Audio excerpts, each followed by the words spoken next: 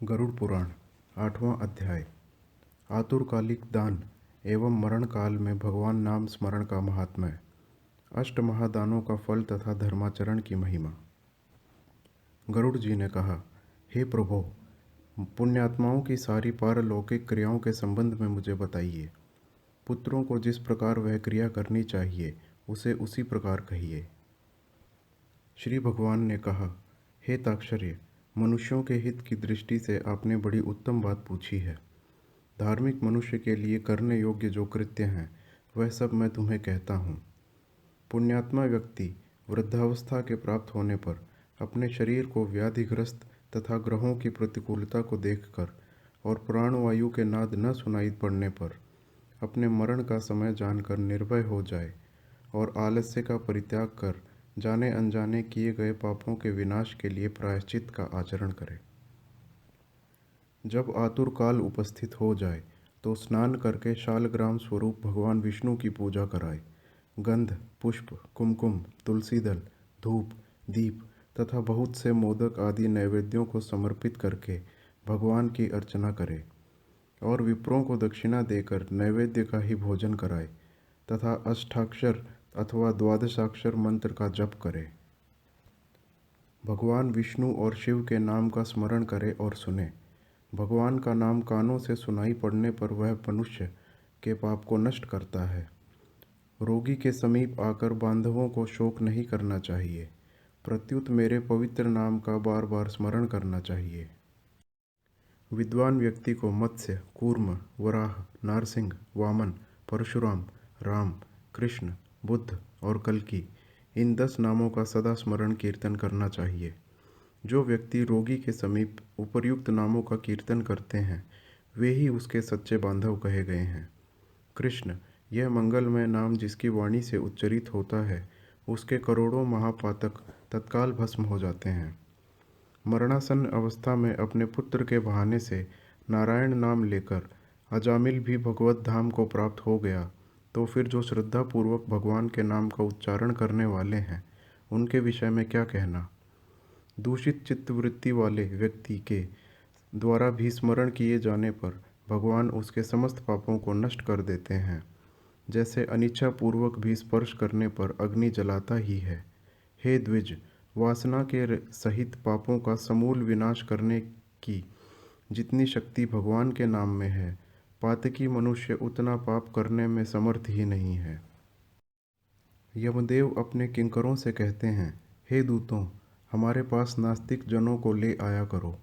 भगवान के नाम का स्मरण करने वाले मनुष्यों को मेरे पास मत लाया करो, क्योंकि मैं स्वयं अच्युत, केशव, राम, नारायण, कृष्ण, दामोदर, वासुदेव, हरि, श्रीधर, माधव, गोपिका वल्लभ, जानकी नायक रामचंद्र का भजन करता हूँ। हे दूतों, जो व्यक्ति हे कमल नयन, हे वासुदेव, हे विष्णु, हे धरणीधर, हे अच्युत, हे शंख चक्रपाणी, आप मेरे शरणदाता हो, ऐसा कहते हैं, उन निष्पाप व्यक्तियों को तुम दूर से ही छोड़ देना। हे दूतों, जो निष्किंचन और रसज्ञ परमहंसों के द्वारा निरंतर आस्वादित भगवान मुकुंद के पादारविंद मकरंद रस से विमुख हैं, अर्थात भगवत भक्ति से विमुख हैं और नरक के मूल गृहस्थी के प्रपंच में तृष्णा से बद्ध हैं, ऐसे असत पुरुषों को मेरे पास लाया करो। जिनकी जिह्वा भगवान के गुण और नाम का कीर्तन नहीं करती, चित्त भगवान के चरणारविंद का स्मरण नहीं करता, सिर एक बार भी भगवान को प्रणाम नहीं करता, ऐसे विष्णु के आराधना उपासना आदि कृत्यों से रहित असत पुरुषों को मेरे पास ले आओ। इसीलिए हे पक्षींद्र, जगत में मंगल स्वरूप भगवान विष्णु का कीर्तन ही एकमात्र महान पापों के आत्यंतिक एवं एकांतिक निवृत्ति का प्रायश्चित है, ऐसा जानो। नारायण से परान्मुख रहने वाले व्यक्तियों के द्वारा किए गए प्रायश्चित्ताचरण भी दुर्बुद्धि प्राणी को उसी प्रकार पवित्र नहीं करते जैसे मदिरा से भरे घट को गंगा जी सदृश नदियाँ पवित्र नहीं कर सकती। भगवान कृष्ण के नाम स्मरण से पाप नष्ट हो जाने के कारण जीव नरक को नहीं देखते और स्वप्न में भी कभी यम तथा यमदूतों को नहीं देखते। जो व्यक्ति अंतकाल में नंद नंदन भगवान श्री कृष्ण जिसके पीछे चलते हैं, ऐसी गाय को ब्राह्मणों को दान देता है, वह मांस, हड्डी और रक्त से परिपूर्ण वैतरणी नदी में नहीं गिरता। अथवा जो मृत्यु के समय में नंद नंदन इस प्रकार की वाणी का उच्चारण करता है, वह पुनः मांस, अस्थि तथा रक्त से पूर्ण वैतरणी स्वरूपी शरीर को प्राप्त नहीं करता, शरीर धारण नहीं करता, अर्थात मुक्त हो जाता है। अतः पापों के समूह को नष्ट करने वाले महाविष्णु के नाम का स्मरण करना चाहिए, अथवा गीता या विष्णु सहस्र नाम का पठन अथवा श्रवण करना चाहिए। एकादशी का व्रत, गीता, गंगाजल, तुलसी दल, भगवान विष्णु का चरणामृत और नाम, ये मरण काल में मुक्ति देने वाले हैं। इसके बाद घृत और सुवर्ण सहित अन्नदान का संकल्प करे। क्षोत्रिय द्विज को सवत्सा गौ का दान करे। हे ताक्षर्य, जो मनुष्य अंतकाल में थोड़ा या बहुत दान देता है और पुत्र उसका अनुमोदन करता है, वह दान अक्षय होता है। सत्पुत्र को चाहिए कि अंतकाल में सभी प्रकार का दान दिलाए। लोक में धर्मज्ञ पुरुष इसीलिए पुत्र के लिए प्रार्थना करते हैं। भूमि पर स्थित आधी आंख मूंदे हुए पिता को देखकर पुत्रों को उनके द्वारा पूर्व संचित धन के विषय में तृष्णा नहीं करनी चाहिए। सत्पुत्र के द्वारा दिए गए दान से जब तक उसका पिता जीवित हो तब तक और फिर मृत्यु के अनंतर आतिवाहिक शरीर से भी परलोक के मार्ग में वह दुख प्राप्त नहीं करता। आतुर काल और ग्रहण काल, इन दोनों कालों में दिए गए दान का विशेष महत्व है। इसीलिए तिल आदि अष्ट दान अवश्य देने चाहिए। तिल, लोहा, सोना, कपास, नमक, सप्तधान्य, भूमि और गो, इनमें से एक एक का दान भी पवित्र करने वाला है। यह अष्ट महादान महापातकों का नाश करने वाला है, अतः अंतकाल में इसे देना चाहिए। इन दानों का जो उत्तम फल है उसे सुनो। तीनों प्रकार के पवित्र तिल मेरे पसीने से उत्पन्न हुए हैं। असुर, दानव और दैत्य तिल दान से तृप्त होते हैं। श्वेत, कृष्ण तथा कपिल वर्ण के तिल का दान वाणी, मन और शरीर के द्वारा किए गए त्रिविध पापों को नष्ट कर देता है। लोहे का दान भूमि में हाथ रख कर देना चाहिए। ऐसा करने से वह जीव यम सीमा को प्राप्त नहीं होता और यम मार्ग में नहीं जाता। पाप कर्म करने वाले व्यक्तियों का निग्रह करने के लिए यम के हाथ में कुल्हाड़ी, मूसल, दंड, तलवार तथा छुरी शस्त्र के रूप में रहते हैं। यमराज के आयुधों को संतुष्ट करने के लिए यह लोहे का दान कहा गया है। इसीलिए यमलोक में सुख देने वाले लोह दान को करना चाहिए। उरण, श्यामसूत्र, शंडामर्क, उदुम्बर, शेषम्बल नामक यम के महादूत लोह दान से सुख प्राप्त करने वाले होते हैं। हे ताक्षर्य, परम गोपनीय और दानों में उत्तम दान को सुनो, जिसके देने से भूलोक, भुवरलोक और स्वर्गलोक के निवासी संतुष्ट होते हैं। ब्रह्मा आदि देवता, ऋषिगण तथा धर्मराज के सभासद स्वर्ण दान से संतुष्ट होकर वर प्रदान करने वाले होते हैं। इसीलिए प्रेत के उद्धार के लिए स्वर्ण दान करना चाहिए। हे तात, स्वर्ण का दान देने से जीव यमलोक नहीं जाता, उसे स्वर्ग की प्राप्ति होती है। बहुत काल तक वह जीव सत्यलोक में निवास करता है। तदंतर इस लोक में रूपवान, धार्मिक, वाक्पटु, श्रीमान और अतुल पराक्रमी राजा होता है। कपास का दान देने से यमदूतों से भय नहीं होता। लवण का दान देने से यम से भय नहीं होता। लोहा, नमक, कपास, तिल और स्वर्ण के दान से यमपुर के निवासी चित्रगुप्त आदि संतुष्ट होते हैं। सप्तधान्य प्रदान करने से धर्मराज और यमपुर के तीनों द्वारों पर रहने वाले अन्य द्वारपाल भी प्रसन्न हो जाते हैं। धान, जौ, गेहूँ, मूंग, उड़द, काकुन या कुंगनी और सातवां चना, ये सप्तधान्य कहे गए हैं। जो व्यक्ति गो चर्म मात्र भूमि विधान पूर्वक सत्पात्र को देता है, वह ब्रह्म हत्या के पाप से मुक्त होकर पवित्र हो जाता है। ऐसा मुनीश्वरों ने देखा है।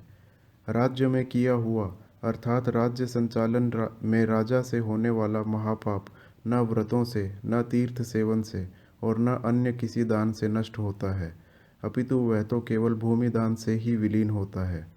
जो व्यक्ति ब्राह्मण को धान्यपूर्ण पृथ्वी का दान करता है वह देवताओं और असुरों से पूजित होकर इंद्रलोक में जाता है। हे गरुड़, अन्य दानों का फल अत्यल्प होता है, किंतु पृथ्वी दान का पुण्य दिन प्रतिदिन बढ़ता जाता है। भूमि का स्वामी होकर भी जो ब्राह्मण को भूमि नहीं देता, वह जन्मांतर में किसी ग्राम में एक कुटिया तक भी प्राप्त नहीं करता, और जन्म जन्मांतर में अर्थात प्रत्येक जन्म में दरिद्र होता है। भूमि का स्वामी होने के अभिमान में जो भूमि का दान नहीं करता, वह तब तक नरक में निवास करता है जब तक शेष नाग पृथ्वी को धारण करते हैं। इसीलिए भूमि के स्वामी को भूमि दान करना ही चाहिए। अन्य व्यक्तियों के लिए भूमि दान के स्थान पर मैंने गोदान का विधान किया है। इसके बाद अंत धेनु का दान करना चाहिए और रुद्र धेनु देनी चाहिए। तदंतर ऋण धेनु देकर मोक्ष धेनु का दान करना चाहिए। हे खग, विशेष विधान पूर्वक वैतरणी धेनु का दान करना चाहिए। दान में दी गई गौएं मनुष्य को त्रिविध आदि भौतिक, आदि दैविक, आध्यात्मिक तापों तथा कायिक, वाचिक एवं मानसिक पापों से मुक्त करती हैं।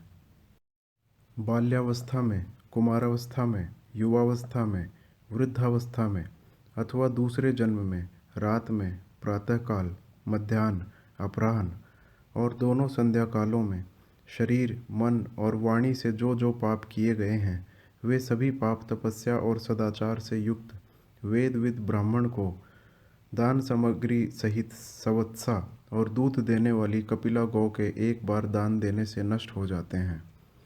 दान में दी गई वह गौ अंतकाल में गोदान करने वाले व्यक्ति का संचित पापों से उद्धार कर देती है।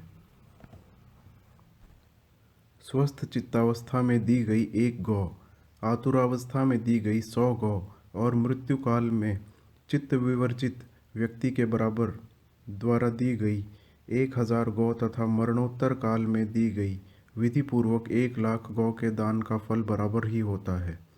यहाँ स्वस्थ अवस्था में गोदान करने का विशेष महत्व बतलाया गया है। तीर्थ में सत्पात्र को दी गई एक गौ का दान 1,00,000 गोदान के तुल्य होता है। सत्पात्र में दिया गया दान 1,00,000 गुना होता है। उस दान से दाता को अनंत फल प्राप्त होता है और दान लेने वाले पात्र को प्रतिग्रह का दोष नहीं लगता। स्वाध्याय और होम करने वाला तथा दूसरों के द्वारा पकाए गए अन्न को न खाने वाला अर्थात स्वयं पाकी ब्राह्मण रत्नपूर्ण पृथ्वी का दान लेकर भी प्रतिग्रह दोष से लिप्त नहीं होता। विष और शीत को नष्ट करने वाले मंत्र और आग भी क्या दोष के भागी होते हैं? अपात्र को दी गई वह गौ दाता को नरक में ले जाती है और अपात्र प्रतिगृहीता को 101 पीढ़ी के पुरुष के सहित नरक में गिराती है। इसीलिए अपने कल्याण की इच्छा करने वाले विद्वान व्यक्ति को अपात्र को दान नहीं देना चाहिए। एक गौ एक ही ब्राह्मण को देनी चाहिए। बहुत ब्राह्मणों को एक गौ कदापि नहीं देनी चाहिए। यदि गौ बेची गई अथवा बांटी गई तो 7 पीढ़ी तक के पुरुषों को जला देती है। हे खगेश्वर, मैंने तुमसे पहले वैतरणी नदी के विषय में कहा था। उसे पार करने वाले उपायभूत वैतरणी गोदान के विषय में मैं तुमसे कहता हूँ। काले अथवा लाल रंग की गौ को सोने की सींग, चांदी के खुर और कांसे के पात्र की दोहिनी के सहित 2 काले रंग के वस्त्रों से आच्छादित करें। उसके कांठ में घंटा बांधें। तब कपास के ऊपर वस्त्र सहित ताम्रपत्र को स्थापित करके वहाँ लोह दंड सहित सोने की यम मूर्ति भी स्थापित करें और कांसे के पात्र में घृत रखकर यह सब ताम्रपत्र के ऊपर रखें। ईख की नाव बनाकर और रेशमी सूत्र से उसे बांधकर भूमि पर गड्ढा खोदे एवं उसमें जल भरकर वह ईख की नाव उसमें डालें। उसके समीप सूर्य की देह से उत्पन्न हुई धेनु को खड़ी करके शास्त्रीय विधि विधान के अनुसार उसके दान का संकल्प करें। ब्राह्मणों को अलंकार और वस्त्र का दान दे तथा गंध, पुष्प, अक्षत आदि से विधान पूर्वक गौ की पूजा करें। गौ की पूंछ को पकड़कर ईख की नाव पर पैर रखकर ब्राह्मण को आगे करके इस मंत्र को पढ़ें। हे जगन्नाथ, हे शरणागत वत्सल, भवसागर में डूबे हुए शोक संताप की लहरों से दुख प्राप्त करते हुए जनों के आप ही रक्षक हैं। हे ब्राह्मण श्रेष्ठ, विष्णु रूप, भूमिदेव, आप मेरा उद्धार कीजिए। मैंने दक्षिणा के सहित यह वैतरणी रूपिणी गौ आपको दिया है। आपको नमस्कार है। मैं महाभयावह यम मार्ग में से 100 योजन विस्तार वाली उस वैतरणी नदी को पार करने की इच्छा से आपको इस वैतरणी गौ का दान देता हूँ। आपको नमस्कार है। हे वैतरणी धेनु, हे देवेशी, यमद्वार के महामार्ग में वैतरणी नदी को पार कराने के लिए आप मेरी प्रतीक्षा करना। आपको नमस्कार है। मेरे आगे भी गौएं हों, मेरे पीछे भी गौएं हों, मेरे हृदय में भी गौएं हों, और मैं गौओं के मध्य में निवास करूं। जो लक्ष्मी सभी प्राणियों में प्रतिष्ठित है तथा जो देवता में प्रतिष्ठित है, वे ही धेनु रूपा लक्ष्मी देवी मेरे पाप को नष्ट करें। इस प्रकार मंत्रों से भली भांति प्रार्थना करके, हाथ जोड़कर गौ और यम की प्रदक्षिणा करके सब कुछ ब्राह्मण को प्रदान करें। हे खग, इस विधान से जो वैतरणी धेनु का दान करता है वह धर्म मार्ग से धर्मराज की सभा में जाता है। शरीर की स्वस्थावस्था में ही वैतरणी विषयक व्रत का आचरण करना चाहिए और वैतरणी पार करने की इच्छा से विद्वान को वैतरणी गौ का दान करना चाहिए। हे खग, वैतरणी गौ का दान करने से महामार्ग में वह नदी नहीं आती, इसीलिए सर्वदा पुण्यकाल में गौ का दान करना चाहिए। गंगा आदि सभी तीर्थों में, ब्राह्मणों के निवास स्थानों में, चंद्र और सूर्य ग्रहण के काल में, संक्रांति में, अमावस्या तिथि में, उत्तरायण और दक्षिणायन में, विषुव व्यतिपात योग में, युगादि तिथियों में तथा अन्यान्य पुण्य कालों में उत्तम गौ का दान देना चाहिए। जब कभी भी श्रद्धा उत्पन्न हो जाए और जब भी दान के लिए सुपात्र प्राप्त हो जाए, वही समय दान के लिए पुण्य काल है, क्योंकि संपत्ति अस्थिर है, शरीर नश्वर है, संपत्ति सदा रहने वाली है नहीं, और मृत्यु प्रतिक्षण निकट आती ही जा रही है। इसीलिए धर्म का संचय करना चाहिए। अपनी धन संपत्ति के अनुसार किया दान अनंत फल वाला होता है।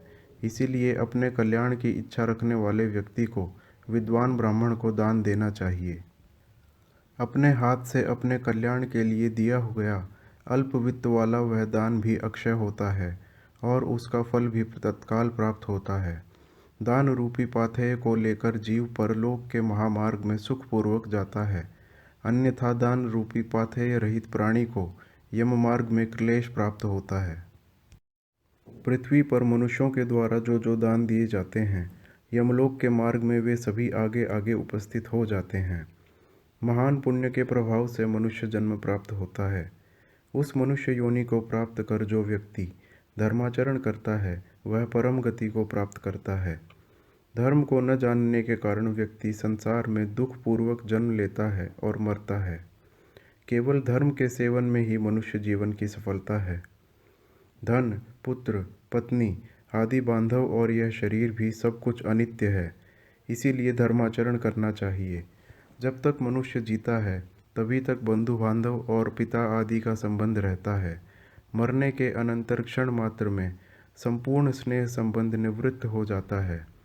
जीवितावस्था में अपनी आत्मा ही अपना बंधु है, ऐसा बार बार विचार करना चाहिए। मरने के अनंतर कौन उसके उद्देश्य से दान देगा? ऐसा जानकर अपने हाथ से ही सब कुछ दान देना चाहिए, क्योंकि जीवन अनित्य है। बाद में अर्थात उसके मृत्यु के पश्चात कोई भी उसके लिए दान नहीं देगा। मृत शरीर को काट और ढेले के समान पृथ्वी पर छोड़कर बंधु बांधव विमुख होकर लौट जाते हैं। केवल धर्म ही उसका अनुगमन करता है। धन संपत्ति घर में ही छूट जाती है। सभी बंधु बांधव शमशान में छूट जाते हैं, किंतु प्राणी के द्वारा किया हुआ शुभाशुभ कर्म परलोक में उसके पीछे पीछे जाता है। शरीर आग से जल जाता है, किंतु किया हुआ कर्म साथ में रहता है। प्राणी जो कुछ पाप अथवा पुण्य करता है उसका वह सर्वत्र भोग पाप प्राप्त करता है। इस दुखपूर्वक संसार सागर में कोई भी किसी का बंधु नहीं है। प्राणी अपने कर्म संबंध से संसार में आता है और फल भोग के कर्म का क्षय होने पर पुनः चला जाता है, अर्थात मृत्यु को प्राप्त हो जाता है। माता, पिता, पुत्र, भाई, बंधु और पत्नी आदि का परस्पर मिलन प्याऊ पर एकत्र हुए जंतुओं के समान अथवा नदी में बहने वाले काष्ठ समूह के समान नितांत चंचल अर्थात अस्थिर है। किसके पुत्र, किसके पौत्र, किसकी भार्या और किसका धन, संसार में कोई किसी का नहीं है। इसीलिए अपने हाथ से स्वयं दान देना चाहिए। जब तक धन अपने अधीन है तब तक ब्राह्मण को दान कर दे, क्योंकि धन दूसरे के अधीन हो जाने पर तो दान देने के लिए कहने का उत्साह भी नहीं होगा। पूर्व जन्म में किए हुए दान के फलस्वरूप यहाँ बहुत सारा धन प्राप्त हुआ है, इसीलिए ऐसा जानकर धर्म के लिए धन देना चाहिए। धर्म से अर्थ की प्राप्ति होती है, धर्म से काम की प्राप्ति होती है और धर्म से ही मोक्ष की भी प्राप्ति होती है। इसीलिए धर्माचरण करना चाहिए। धर्म श्रद्धा से धारण किया जाता है, बहुत सी धनराशि से नहीं। अकिंचन मुनिगण भी श्रद्धावान होकर स्वर्ग को प्राप्त हुए हैं। जो मनुष्य पत्र, पुष्प, फल अथवा जल मुझे भक्तिभाव से समर्पित करता है, उस संयतात्मा के द्वारा भक्तिपूर्वक दिए गए पदार्थों को मैं प्राप्त करता हूँ। इसीलिए विधि विधान पूर्वक अवश्य ही दान देना चाहिए। थोड़ा हो या अधिक इसकी कोई गणना नहीं करनी चाहिए। जो पुत्र पृथ्वी पर पड़े हुए आतुर पिता के द्वारा दान दिलाता है, वह धर्मात्मा पुत्र देवताओं के लिए भी पूजनीय होता है। माता पिता के निमित्त जो धन पुत्र के द्वारा सत्पात्र को समर्पित किया जाता है, उससे पुत्र, पौत्र और प्रपौत्र के साथ वह व्यक्ति स्वयं भी पवित्र हो जाता है।